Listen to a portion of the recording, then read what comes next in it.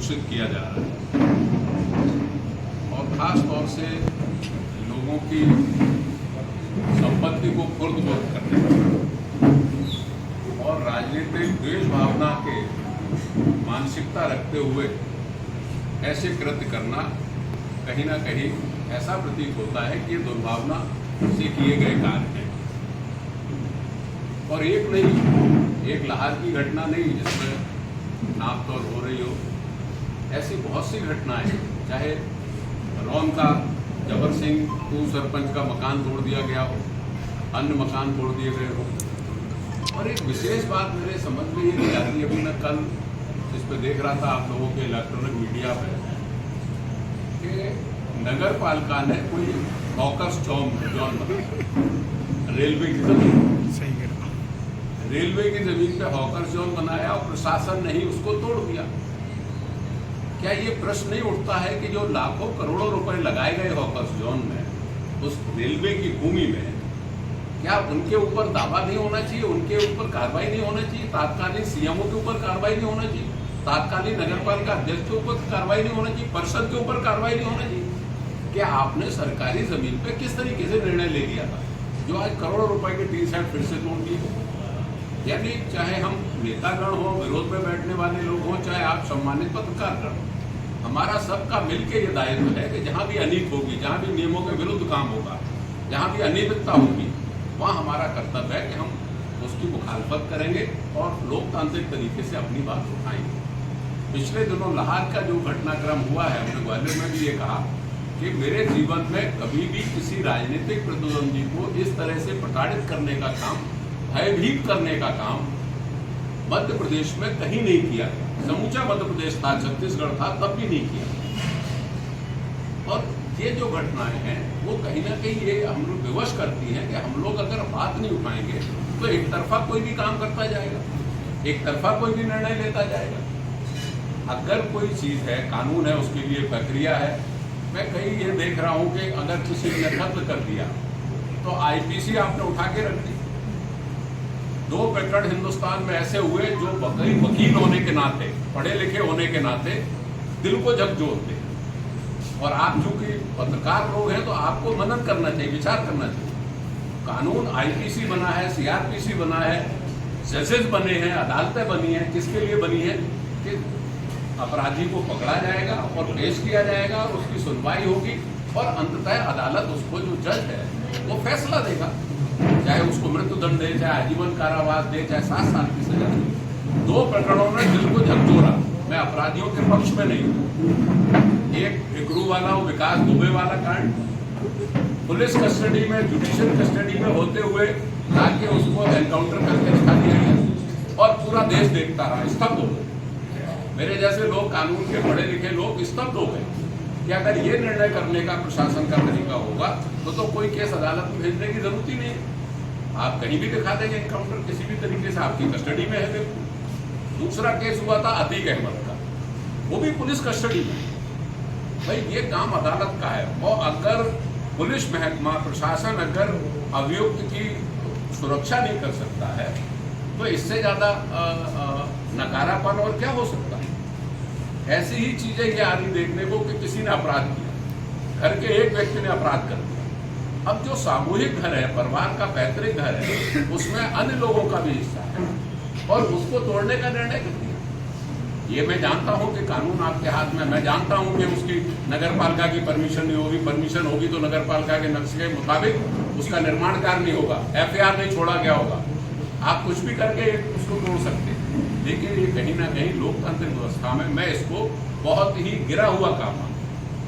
जब आदमी अपना मूल काम नहीं कर पाता है तब इस तरीके के कार्य करता है। तो कोई व्यक्ति हो, चाहे डॉक्टर गोविंद सिंह जी हो, राकेश चौधरी हो, चाहे जबर सिंह त्यागी हो, चाहे कोई व्यक्ति, एक कानूनी प्रक्रिया है। उस प्रक्रिया के अंतर्गत लोगों को भी चुनाव लड़े हुए अभी 8 महीने करीब हो गए और इन लोगों का भी नए मुल्ला है, नई अभी सब चल रही है, तो ये प्रतिशोध की भावना से काम करते हैं।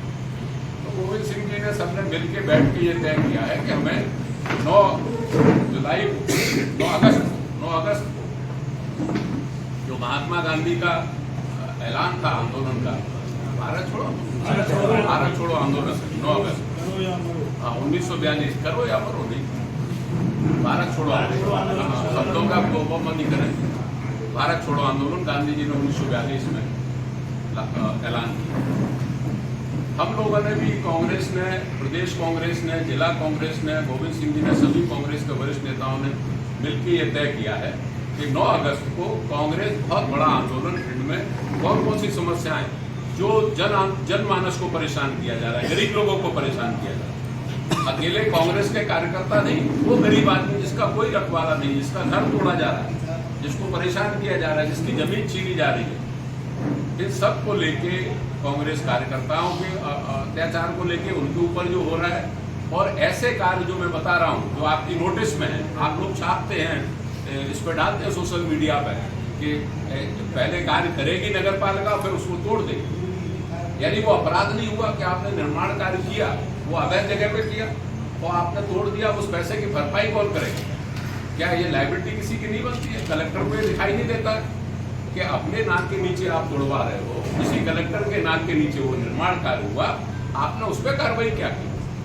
ऐसे बहुत से विषय भिंड जिले के संग्रहित हो गए हैं, क्योंकि हम लोग भी अब इंतजार करते करते, देखते देखते, आप लोग जो लिखते हो, पढ़ते पढ़ते, और उस पर एक मन उद्दलित हो रहा है कि हमें इस पर आंदोलन करना चाहिए।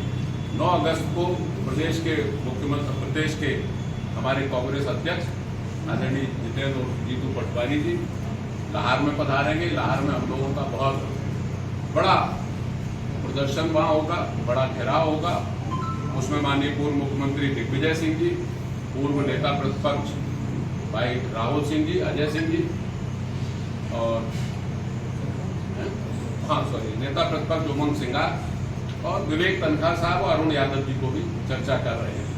ये सब लोग आएंगे, उसमें हम लोग लाहौर में एकत्रित होंगे, वहाँ सभा करेंगे, वहाँ प्रदर्शन करेंगे, और ऐसा तय किया है कि वहाँ से इकट्ठे होकर कलेक्ट्रेट पे आके हम लोग ज्ञापन देंगे, जिला कलेक्ट्रेट, और सभा यहाँ करेंगे। सभा लाहौर हो जाएगी, यहाँ आके कलेक्ट्रेट में ज्ञापन देंगे, कलेक्ट्रेट को घेरेंगे। ये सारी बातें जो आप लोगों से इसको रूबरू होना, आप लोगों को साझा करना आवश्यक है, ताकि जिले में पूरे लोगों में ये बात जा सके कि कांग्रेस जो अन्याय हो रहा है आम जनता के प्रति, अन्याय हो रहा है आम लोगों के प्रति, उस सरकार के पैसे को खुर्द-बुर्द करने का काम हो रहा है। ऐसे सारे विषयों को लेकर हम लोग बहुत जल्दी इस पर आंदोलन करेंगे। बहुत से प्रेस विज्ञप्ति डॉक्टर राधेश्याम जी आपको पूरे डिटेल में दे देंगे।